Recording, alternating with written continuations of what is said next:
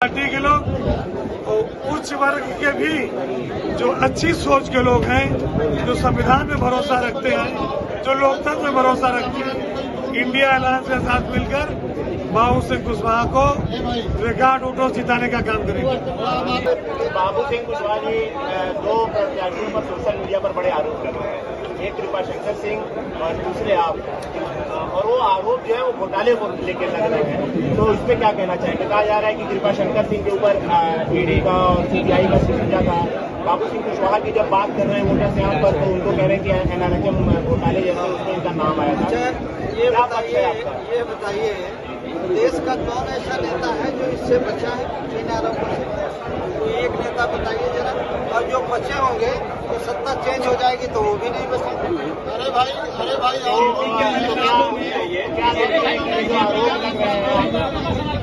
BJP का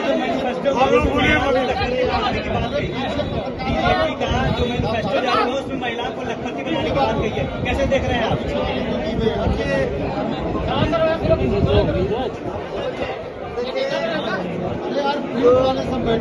conference चल रही है, ये कौन सा तरीका आपका?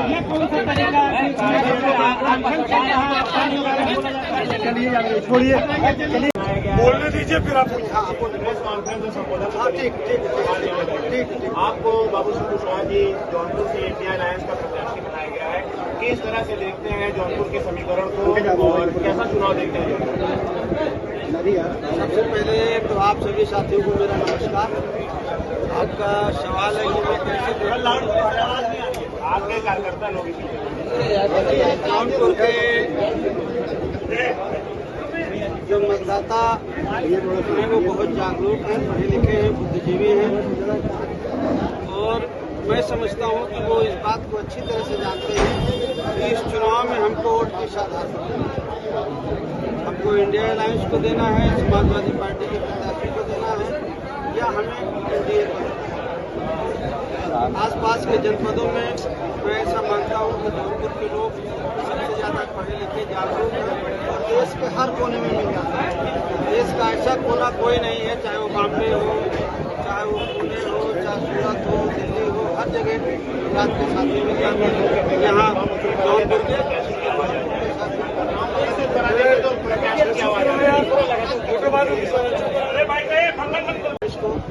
24 का संविधान को बचाने का चुनाव है, लोकतंत्र को बचाने का चुनाव है।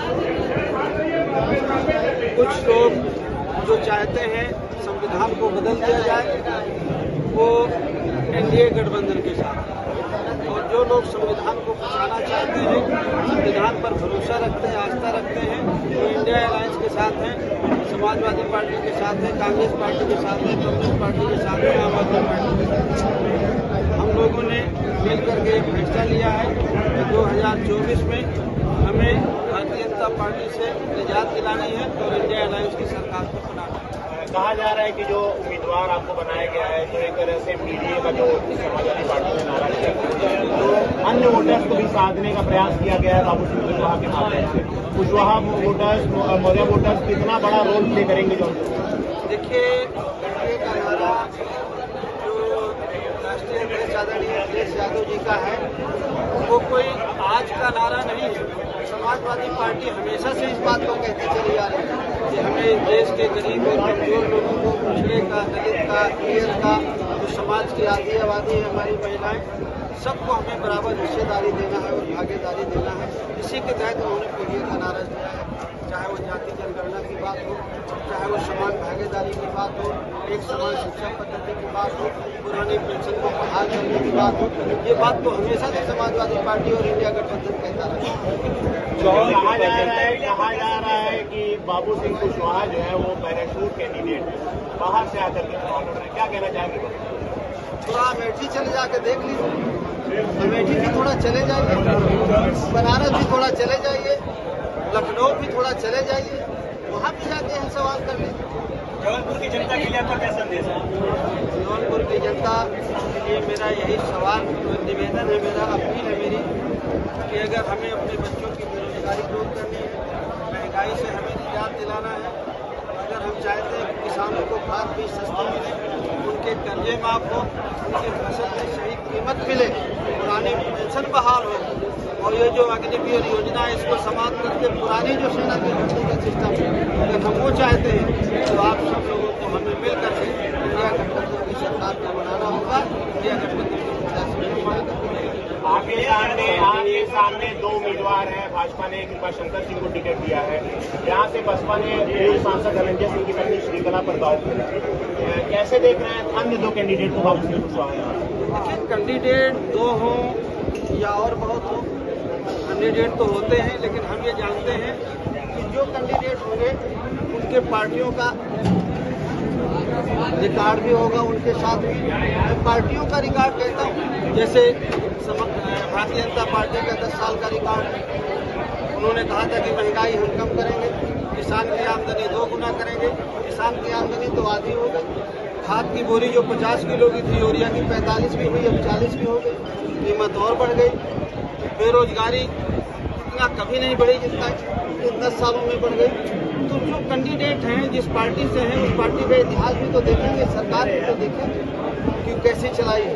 तो हमें निश्चित तौर पर हमें लगता है कि इस बार इंडिया गठबंधन के प्रत्याशी जिनको जिता करके लोग भेजेंगे, उन्हें आशीर्वाद एक बड़ा चैलेंज टिकट मिलने के बाद आप कितना सिपाही कार्यकर्ता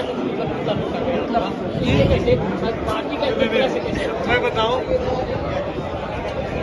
सच्चाई ये है, तेज बोलिएगा। सच्चाई ये है, भारतीय जनता पार्टी के उम्मीदवार का जितना विरोध है, भारतीय जनता पार्टी अपने उस विरोध को छुपाने के लिए दुष्प्रचार कर रही है।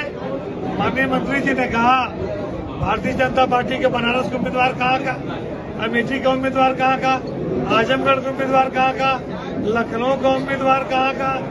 आप अगर इन चीजों को देखेंगे तो भारतीय जनता पार्टी के अंदर नैतिकता इतनी नहीं बची 10 सालों में, वो जनता के बीच में जाके खड़े होकर बात कर। इसलिए वो गुमराह करके समाजवादी पार्टी के किसी भी कार्यकर्ता ने बाबू सिंह कुशवाहा की उम्मीदवारी का विरोध नहीं किया है। कहीं कहीं पर भारतीय जनता पार्टी या दूसरे दल के लोग अपने लोगों से विरोध करवाकर उससे सपा का नाम देकर एक गलत परंपरा काम करने का काम कर कार्यकर्ताओं ने उतना दहन किया। कोई कार्यकर्ता नहीं था, वो सपा का कोई कार्यकर्ता नहीं। ये गलत नहीं, कोई नाराजगी नहीं। अरे भाई, मैं ललई यादव जानते नहीं, मैं कह रहा हूँ मुझे कोई नाराजगी नहीं। 20 साल विधायक रहा, 2 बार सुनिए भाई, सरकारों में मंत्री रहा, मैं टिकट का प्रबल दावेदार था, मुझे कोई नाराजगी नहीं।